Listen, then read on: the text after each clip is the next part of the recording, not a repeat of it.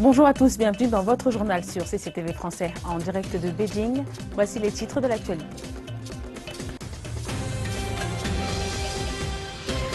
Le président chinois est arrivé à Pretoria, en Afrique du Sud, pour une visite d'État.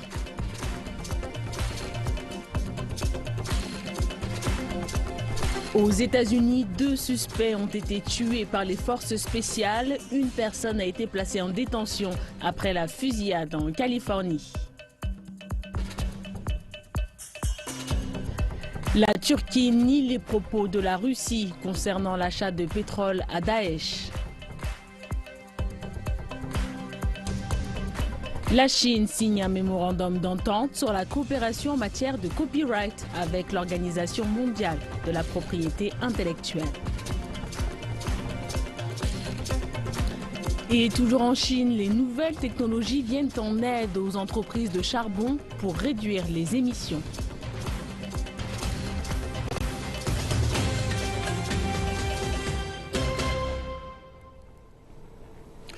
Et à la une de l'actualité, le président chinois Xi Jinping est arrivé à Pretoria pour sa visite d'État en Afrique du Sud.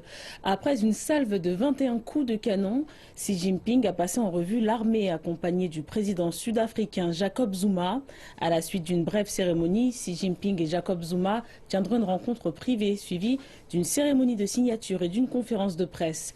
À partir de vendredi, le président chinois tiendra également 2 jours de pourparlers avec les dirigeants africains à Johannesburg, alors que le continent cherche à sécuriser davantage d'investissements venant de Chine. Une série d'accords devrait être annoncée pour des centrales électriques et pour des projets dans les infrastructures et l'agriculture. Le président chinois vient juste de terminer une visite d'État au Zimbabwe. Et la Chine et l'Afrique du Sud ont signé 26 accords commerciaux et d'investissement. Le président chinois Xi Jinping, qui s'est rendu à Johannesburg en Afrique du Sud pour participer au sommet du Forum sino-africain de coopération, et son hôte, le président sud-africain Jacob Zuma, avaient été témoins de la signature des accords il y a près d'1 heure.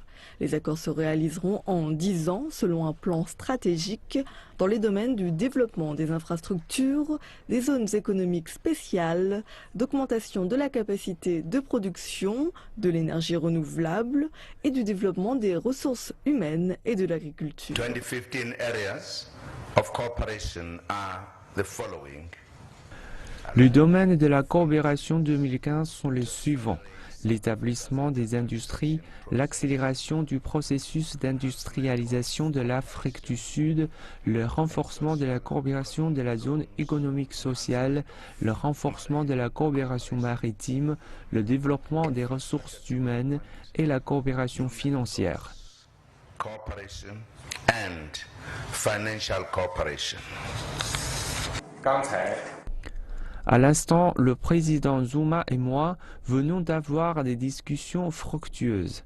Nous avons été témoins de la signature d'une série de nouveaux et d'importants accords avec d'importantes préoccupations pour renforcer le partenariat stratégique entre la Chine et l'Afrique du Sud selon ces nouvelles circonstances.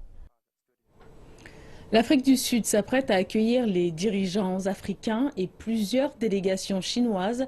Analysons un instant la bourse de Johannesburg et explorons les opportunités qui s'offrent aux compagnies chinoises d'être cotées sur la plus grande bourse des valeurs en Afrique. Les délégations commencent à arriver sur place. Une délégation de la bourse de Johannesburg revient d'une visite d'affaires à Beijing, Shanghai et Hong Kong. Nous nous sommes entretenus avec plusieurs compagnies chinoises qui sont installées non seulement en Afrique du Sud, mais surtout le continent. Ils sont intéressés pour sortir du portefeuille d'actifs où ils ont fait des placements privés ou bien de réunir des capitaux en vue de procéder à des acquisitions. Cela fait déjà de nombreuses années que plusieurs compagnies chinoises et filiales détenues par l'État chinois opèrent sur le continent, et plusieurs sont prêtes à passer à l'étape suivante de leur développement. Les filiales et compagnies affiliées ont connu une croissance sur le continent. Elles cherchent maintenant à effectuer des transactions en tant que mécanisme pour mobiliser des capitaux ou monétiser des investissements existants. Comme la majorité des investisseurs, les investisseurs chinois sont toujours à la recherche de nouvelles opportunités d'investissement. Le secteur des ressources sud-africains semble susciter de l'intérêt. Ils ont pensé qu'ils pouvaient rééchapper à ce faible cycle des matières premières avec d'autres activités, en attendant que le cycle reprenne. Ils ont pensé qu'investir dans certains de nos secteurs de ressources, ils en auraient pour leur argent. Cependant, cette année a enregistré sa plus mauvaise performance. Les filiales détenues par l'État chinois qui opèrent en Afrique n'ont pas transformé leur marché de capitaux en financement, vu que les sociétés mères détiennent déjà des capitaux importants. Je crois que l'on pourrait faire davantage en termes de placement en titres, de revenus fixes et de circulation de nos devises étrangères. Et je pense qu'il y a du potentiel. Au moins 14 personnes ont été tuées, 17 autres blessées dans une fusillade qui a eu lieu en Californie du Sud, aux États-Unis.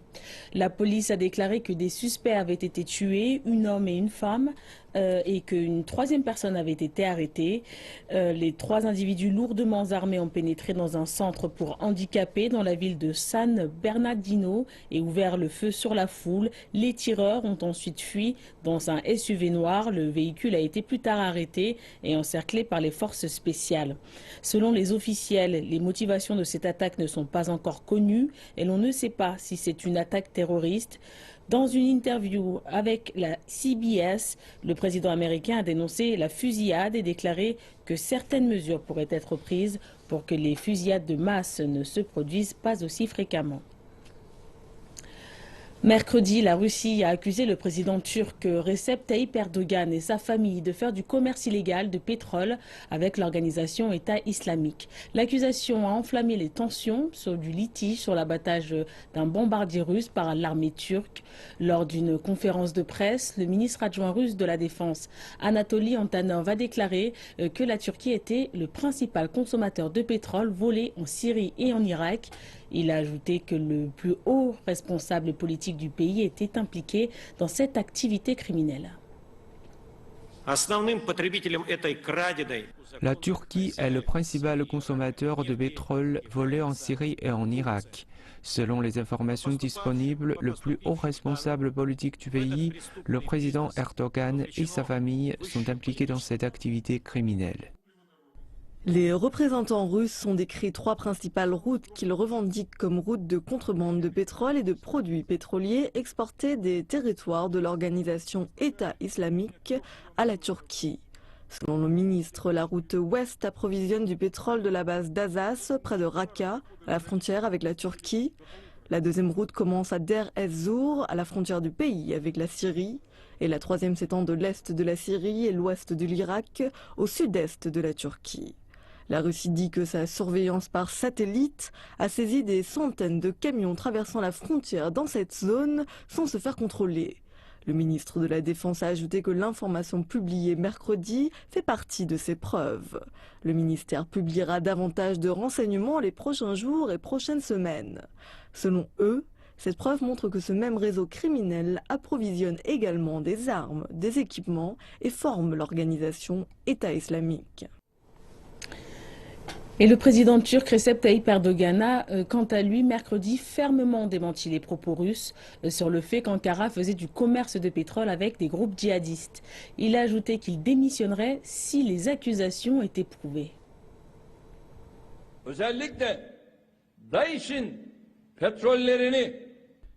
Ni la Russie ni aucun autre pays n'a le droit de proférer des calomnies contre la Turquie en déclarant que la Turquie achète du pétrole à l'organisation État islamique.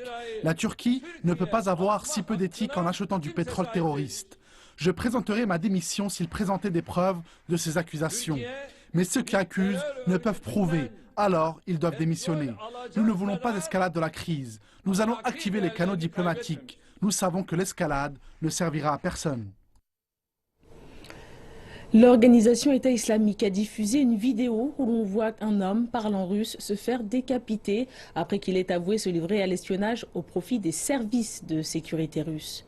Dans la vidéo, l'homme brandissant un couteau a prononcé un discours en russe à l'encontre du président Vladimir Poutine où il menaçait de mort les Russes en représailles aux frappes aériennes russes en Russie. La vidéo n'a pas encore été authentifiée, les revendications n'ont pas encore été vérifiées, aucune observation n'a été communiquée par le ministère russe des Affaires étrangères ou des services de renseignement. Il n'y a aucune indication de quand ou la vidéo a été filmée. Après un débat intense qui a duré 10 heures, le Parlement britannique a, par son vote, autorisé la Grande-Bretagne à lancer des frappes aériennes contre l'organisation État islamique en Syrie. Ceci signifie que les avions de combat de la Royal Air Force pourraient survoler la Syrie dans quelques jours, voire quelques heures. Cette initiative proposée par le Premier ministre David Cameron a été approuvée avec une majorité claire de 397 votes pour et 223 votes contre. Après le vote, David Cameron a déclaré sur Twitter que le Parlement a pris la bonne décision pour protéger le pays. David Cameron souhaitait depuis des mois donner plus d'ampleur au rôle de la Grande-Bretagne dans le combat contre l'organisation État islamique, mais après les attaques de Paris du mois dernier, il est revenu à la charge. Quelques avions militaires britanniques ont déjà manœuvré aux environs de l'Irak. L'opinion britannique reste divisée sur le sujet et la nuit du vote, des manifestants se sont rassemblés pour protester devant le bâtiment du Parlement. Un rapport publié par l'Agence nucléaire des Nations Unies révèle qu'aucune preuve crédible n'a été trouvée et qui pourrait indiquer que l'Iran ait tenté d'élaborer une bombe nucléaire après 2009 ou de mettre en place un programme de recherche après 2011. Les 16 pages du rapport d'évaluation finale publié par l'Agence internationale de l'énergie atomique AIEA montrent que Téhéran avait mené des activités susceptibles d'aller dans le sens d'un développement de l'arme atomique avant 2003. Et alors que d'autres recherches ont été menées après 2003, le rapport de l'AIEA précise qu'ils n'ont pas été mis en pratique. Le ministre des Affaires étrangères iranien a déclaré que les conclusions de l'AIEA confirmaient que le programme nucléaire de Téhéran était pacifique. Un diplomate basé à Vienne a précisé que le rapport ne devrait pas avoir de conséquences négatives sur l'application de l'accord sur le nucléaire iranien. Les États membres du Conseil de l'AIEA discutent de ce rapport et adoptent une résolution le 15 décembre. Merci de nous retrouver pour la deuxième partie de cette édition dédiée à l'actualité chinoise. La protection des droits de propriété intellectuelle est fondamentale pour une économie basée sur le savoir qui entend garantir les efforts d'innovation. L'administration nationale chinoise du copyright a signé mardi dernier à Shanghai un mémorandum d'entente sur la coopération en matière de copyright avec l'OMPI, l'Organisation mondiale de la propriété intellectuelle.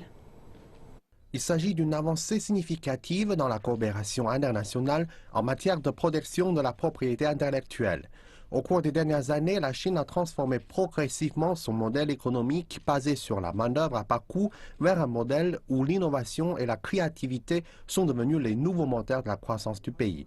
Avec ce mémorandum, la Chine élargit sa coopération internationale et prend plus de responsabilités dans la protection de la propriété intellectuelle dans l'avenir. Les lois sur le copyright ont construit un équilibre particulier. Un équilibre avec d'une part les producteurs, les créateurs d'œuvres, d'autre part le public général qui bénéficie socialement des différents travaux créatifs. L'innovation sera le principal moteur de l'économie chinoise dans le futur. Et nous devons protéger les résultats tirés de l'innovation d'une meilleure manière afin de mettre en œuvre notre stratégie nationale relative à l'innovation. La protection de la propriété intellectuelle et du copyright nécessite d'être davantage mise en avant sur notre marché domestique, mais aussi à l'étranger. Et la Chine prépare d'ores et déjà le sommet du G20 de 2016, dont elle assumera la présidence. L'événement aura pour thème officiel la construction d'une économie mondiale innovante, revigorée, interconnectée et inclusive. Ces préparatifs se déroulent en marge de la déclaration du président chinois Xi Jinping, selon laquelle l'économie mondiale entre dans une phase cruciale de son développement. Dans ce contexte économique difficile, la Chine en appelle à une coopération approfondie entre les pays du monde entier. C'est là le message porté par le pays qui présidera le sommet du G20 de 2016. Le plus gros défi auquel nous sommes confrontés dans cette période qui succède à la crise est le manque de vigueur de l'économie mondiale. La croissance est en berne et le chômage est en hausse au niveau mondial. Les mesures protectionnistes se sont multipliées et les pays ne se soucient plus que de leurs propres affaires. Or, dans de telles consistances, la coopération est très importante. C'est pourquoi le président Xi Jinping a proposé que le G20 devienne une plateforme de gouvernance mondiale à long terme. La Chine a également demandé aux nations membres du G20 de bien vouloir œuvrer dans le sens de plus de coopération internationale économique et de plus de concertation afin de résoudre ensemble les défis rencontrés par l'économie mondiale. La restructuration qui succède à la crise exige des solutions innovantes pour stimuler la vitalité de l'économie. Le principe d'interconnectivité signifie ouverture et coopération et l'inclusivité implique plus de concertation entre les pays. Tout cela est en accord avec les objectifs du 13e plan quinquennal. Le sommet du G20 de 2016 se tiendra en septembre prochain dans la ville de Hangzhou, à l'est de la Chine. Les experts observent que la présidence de la Chine pour 2016 témoigne d'une part de la confiance que la communauté internationale accorde au pays et d'autre part de la volonté de la Chine de s'impliquer davantage dans les affaires mondiales. Et la Chine fait des efforts pour atténuer les changements climatiques et de nombreuses entreprises de charbon du pays utilisent les nouvelles technologies pour réduire les émissions de polluants, dont celui du carbone. Ils mettent également en place des projets de recyclage énergétique pour utiliser les sous-produits de la production du charbon. Reportage. La province du Shanxi est le plus important producteur de charbon du pays. Le gouvernement met en place de plus en plus de normes restrictives pour réduire les émissions de polluants. Les entreprises locales luttent pour réduire leurs émissions.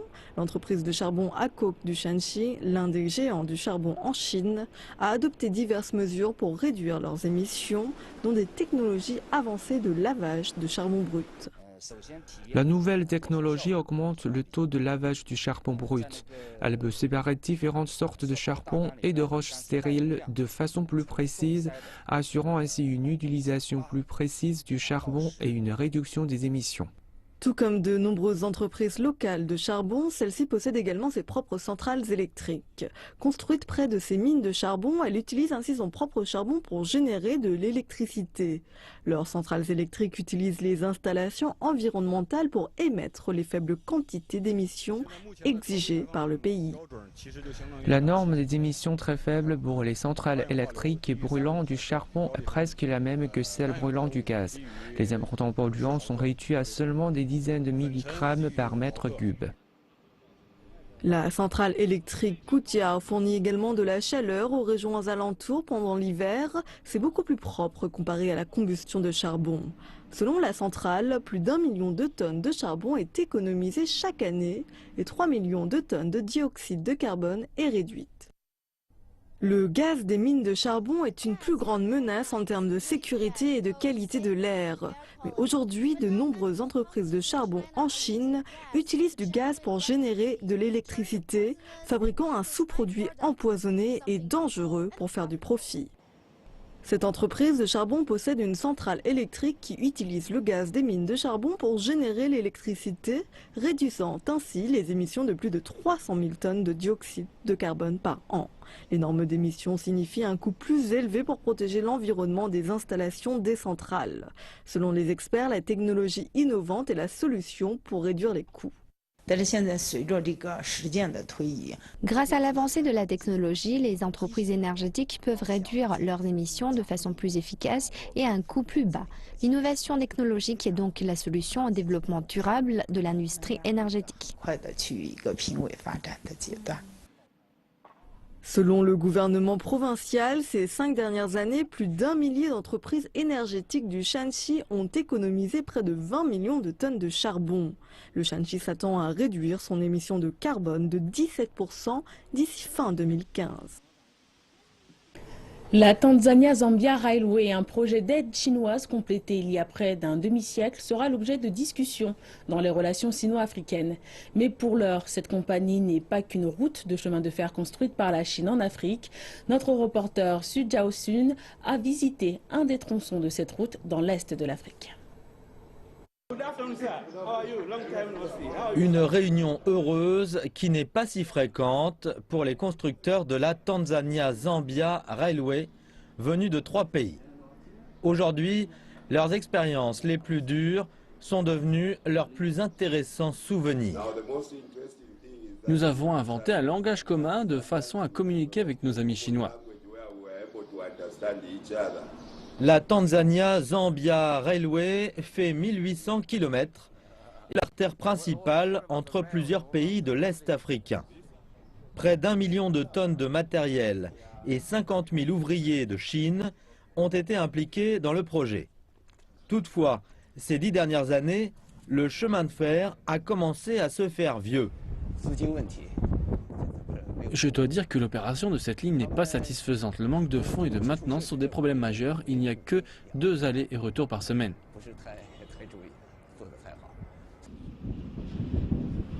Heureusement, des lignes modernes sont en construction dans plusieurs pays, comme en Éthiopie et au Kenya, pour remplacer les anciennes, construites il y a plusieurs décennies.